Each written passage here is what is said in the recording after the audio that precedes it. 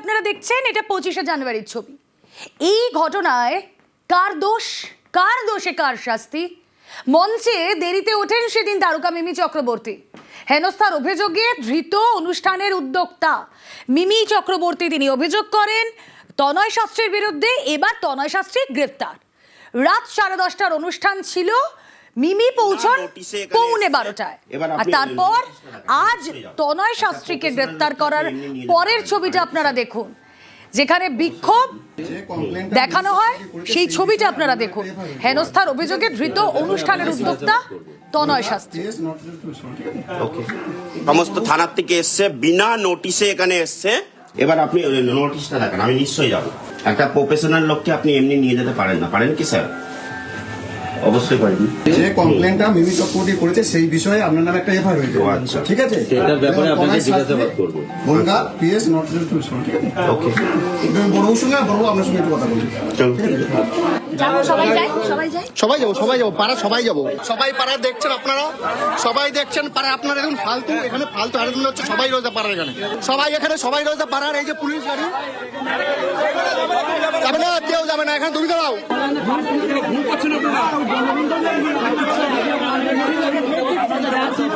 পারবেন না ঠেকাতে, আপনি পারবেন না ঠেকাতে, আপনি পারবেন না ঠেকাতে।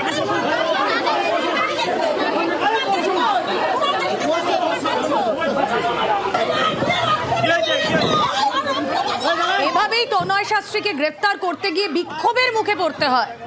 পুলিশকে বাধা দেওয়ায় আরো একটি মামলা হয় আজকের এই গ্রেফতারির সময়। তনয়কে গ্রেফতার করতে গেলেই পুলিশি বাধা এবং তারপর আবারও মামলা। প্রশ্নটা এটাই যে কার দোষ ছিল সেদিন, কার শাস্তি হলো? মঞ্চ সেদিনকে ছাড়তে বলা হয়েছিল, তারপর হেনস্থার অভিযোগ করেন মিমি চক্রবর্তী। কিন্তু কেন মঞ্চ ছাড়তে বলা হয়? এই যে সেদিনের ঘটনা 25শে জানুয়ারি, সেখানে মিমি চক্রবর্তীর পৌঁছানোর কথা ছিল কটায়? রাত 10:30টায়। কিন্তু মিমি চক্রবর্তী পৌঁছন কটায়? তার নির্দিষ্ট সময় পেরিয়ে গেলে 11:15টায় তিনি পৌঁছন এবং 15 মিনিট তিনি অনুষ্ঠান করেন এবং তারপর মঞ্চে উঠে তনয় শাস্ত্রী জোরহাত করে বলেন, দর্শকদের অনুরোধ করেন আপনারা মিমি চক্রবর্তীর অনুষ্ঠান দেখেছেন, এখানে মিমি চক্রবর্তীর অনুষ্ঠান শেষ, পরের শিল্পীকে ডেকে নেওয়া হবে। দেখুন একবার সেই সময় কি হয়েছিল।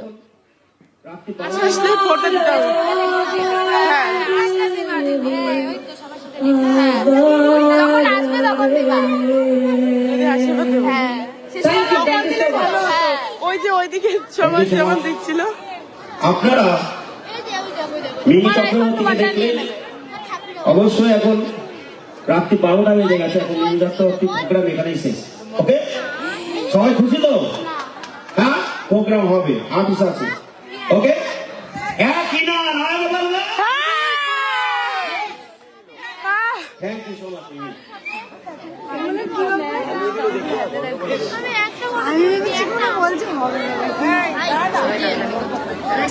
না হলে হবে না।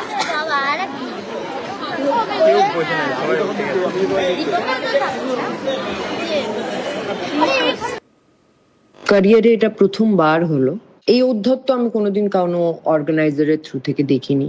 একজন মেয়ে যখন স্টেজ করতে যায়, আর সেই ক্ষেত্রে যে কোনো আর্টিস্ট, আজকাল লোকে ভাবা শুরু করেছে যে ওনারা তাদের প্রপার্টি হয়ে যায়। এখানে তো চুপ করে থাকার প্রশ্নই নেই। এই লোকগুলো এটাকে নর্মালাইজ করে এটা ভাববে যে বাকি মেয়েদের সাথে ওরা এটাই করতে পারে। সো আমার সাথে উনি যেটা করেছেন, আমি স্টেজে পারফর্ম করছিলাম, উনি হঠাৎ আমার পারফরমেন্সের মাঝে এসে আমায় বলেন আপনি চলে যান। আমি সিরিয়াসলি আমি বুঝতে পারিনি উনি আমায় বলছেন। The shock came so subtle. আমি কিচ্ছু বলি না, আমি ওনার দিকে তাকালাম, উনি বললেন হ্যাঁ আপনি চলে যান, নেমে যান স্টেজ থেকে। আমি কিচ্ছু বললাম না, আমি গুড নাইট বলে নেমে চলে এলাম। তখনই এফআইআর করে দেওয়া হয়। আমি এটা শেষ দেখবো। মিমি চক্রবর্তীর টাইম ছিল হচ্ছে 10:30। উনি ঢুকেছে হচ্ছে 11:15। 12:02 আমি স্টেজে উঠি। সবাইকে হাত জোর করে বলেছি আপনারা মিমি চক্রবর্তীকে দেখেছেন, কিন্তু মিমি চক্রবর্তীর অনুষ্ঠান এখানেই শেষ করা হচ্ছে। আপনারা যারা বডিগার্ড আছেন আপনি ওনাকে নামিয়ে নিয়ে যান। কারণ 12টার পরে আমাকে তখন যদি থানার থেকে এসে যদি কোনো কমপ্লেন করে, আমরা তো সেটা সহ্য করব না। পোস্টে লিখেছে যে এইটা যদি আজকে পোস্ট না করি আগামীকাল আমার সাথে এই হতে পারে। ওনাকে কিছু বলিনি, আমি ওনার বাউন্সারদের বলেছি, ওনার সাথে আমি কথা পর্যন্ত বলিনি।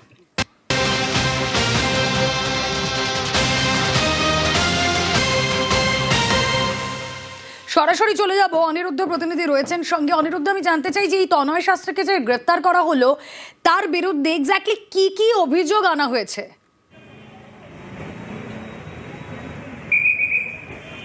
একদমই দেখো, তোমাকে জানিয়ে রাখি যে উত্তর 24 পরগনার বনগাঁয় গত 25শে জানুয়ারি যে ঘটনা ঘটেছিল, পরবর্তীতে মিমি চক্রবর্তী বনগাঁ থানায় এই তনয় শাস্ত্রীর বিরুদ্ধে একটি লিখিত অভিযোগ দায়ের করে এবং সেই অভিযোগের ভিত্তিতে তার বিরুদ্ধে ভারতীয় ন্যায় সংহিতার 126(2), 131, 352 এবং 79 BNS অর্থাৎ ভারতীয় ন্যায় সংহিতার এই ধারাগুলিতে তার বিরুদ্ধে মামলা রুজু করা হয়েছে এবং সেই ভিত্তিতেই আজকে বনগাঁ থানার পুলিশ এই তনয় শাস্ত্রীর বাড়িতে যায় এবং তাকে গ্রেপ্তার করবার জন্য যখন যায় সেখানেই কিন্তু সাধারণ মানুষের বাধার মুখে পড়তে হয়েছিল।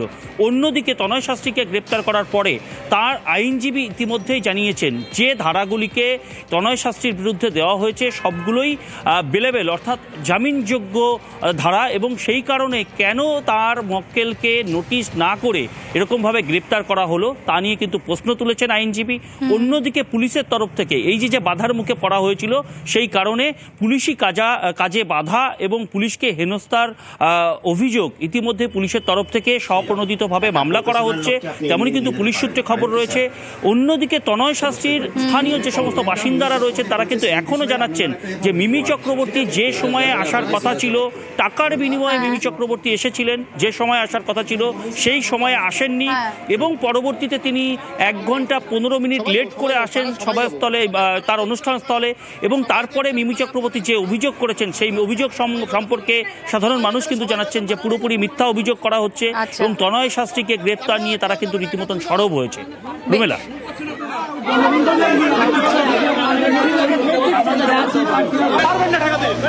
আপনি পারবেন না